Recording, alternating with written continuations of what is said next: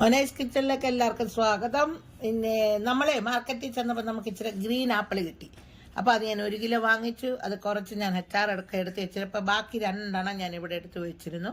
അതെന്തിനാണെന്ന് ചോദിച്ചു കഴിഞ്ഞാൽ ഇതും വെച്ച് നമുക്കൊരു പച്ചടി ഉണ്ടാക്കാം. അപ്പം നമുക്ക് ഇതൊക്കെ ഒന്ന് അരിഞ്ഞെടുക്കണം. പിന്നെ ഇതിന് വേണ്ടുന്ന കുറച്ച് സാധനങ്ങളുണ്ട്. ഉള്ളി അരിയണം, ഇഞ്ചി അരിയണം, പച്ചമുളക് അരിയണം. അങ്ങനെ അതെല്ലാം അരിഞ്ഞെടുത്തുകൊണ്ട് ഇപ്പം വരാമേ. അപ്പം നമ്മുടെ ആപ്പിളെല്ലാം ഞാൻ അരിഞ്ഞെടുത്തിട്ടുണ്ട്. ഇങ്ങനെ അരിഞ്ഞെടുത്തു. പിന്നെ നമുക്ക് ഇനി അതിന് വേണ്ടുന്നത് കുറച്ച് ഉള്ളി അരിഞ്ഞിട്ടുണ്ട്, ഇത്രയും പച്ചമുളക്, ഇത്രയും ഇഞ്ചി, ഇത്രയും അരിഞ്ഞെടുത്തിട്ടുണ്ട്. പിന്നെ അതിന് വേണ്ടുന്ന തേങ്ങ, പിന്നെ അതിന് ഇച്ചിരി 2 അല്ലി വെളുത്തുള്ളി ഇട്ടു. നമുക്ക് അതിനകത്തൊരു ഇച്ചിരി ജീരകം കൂടെ വേണം. പിന്നെ നമുക്കതിന് വേണ്ടുന്നത് തൈരാണ്. തൈര്.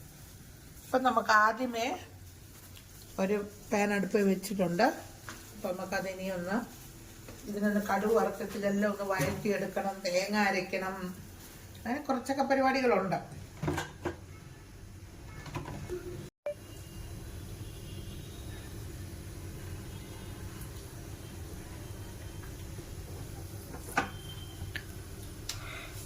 ഇപ്പം നമുക്ക് എണ്ണയൊക്കെ ചൂടായി. അപ്പം ഇതിന് നമ്മൾ ഈ പച്ചടിക്ക് കടുക് ചതച്ചാണ് ഇടുന്നത്, കടുക് പൊട്ടിക്കത്തില്ല. അപ്പം നമ്മൾ ഒരു 2 വറ്റൽമുളക് അങ്ങോട്ട് മുറിച്ചിട്ടു. പിന്നെ നമ്മുടെ ഉള്ളി,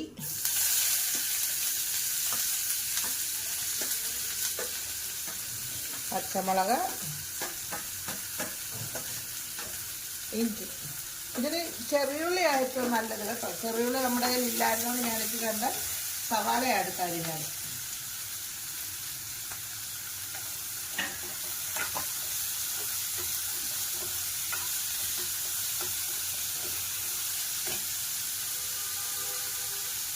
പിന്നെ കറിവേപ്പില ഇട്ടു. കറിവേപ്പില ഇല്ലാതെ എന്ത് പച്ചടിയല്ലേ.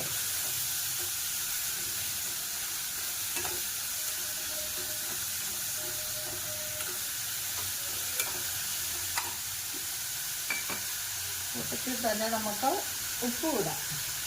അന്നേരം അത് പെട്ടെന്ന് വഴന്ന് കിട്ടും.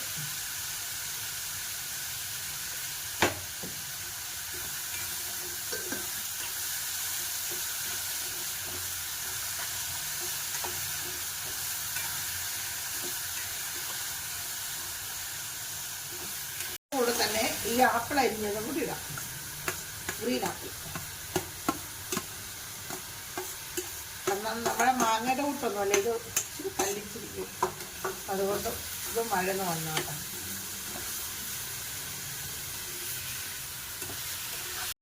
അപ്പം ഇത് ഇവിടുന്ന് വഴന്ന് വരുമ്പോഴത്തേക്കേ നമുക്ക് നമ്മുടെ ഇതിനുള്ള ആ അരപ്പൊന്ന് റെഡിയാക്കി കൊണ്ടുവരാം. തേങ്ങ എല്ലാം കൂടെ ഞാനൊന്ന് അരച്ചുകൊണ്ട് വരട്ടെ. ഇപ്പം വരാം കേട്ടോ. അപ്പം നമ്മുടെ ആപ്പിളും ഉള്ളിയും എല്ലാം വഴന്ന് വന്നിട്ടുണ്ട്. അപ്പം ഇനി നമ്മൾ അരപ്പിനകത്തോട്ട് വെച്ചു. അപ്പം അതിനകത്ത് ഞാൻ കടുകും ഇതിൻ്റെ കൂടെ ഇട്ട് ചതച്ചെടുത്തിട്ടുണ്ട്.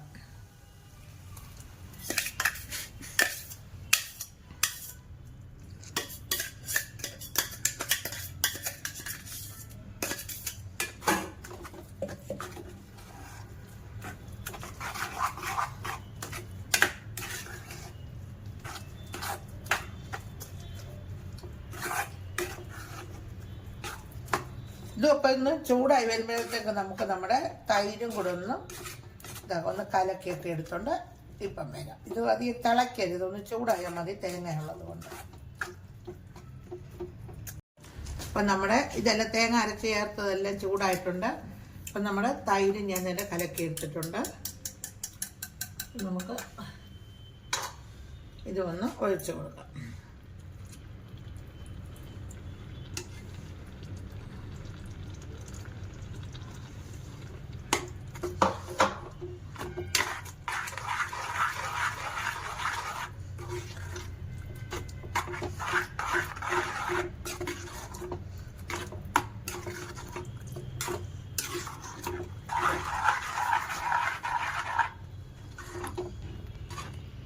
അങ്ങനെ നമ്മുടെ ഗ്രീൻ ആപ്പിൾ പച്ചടി റെഡി ആയിട്ടുണ്ട്.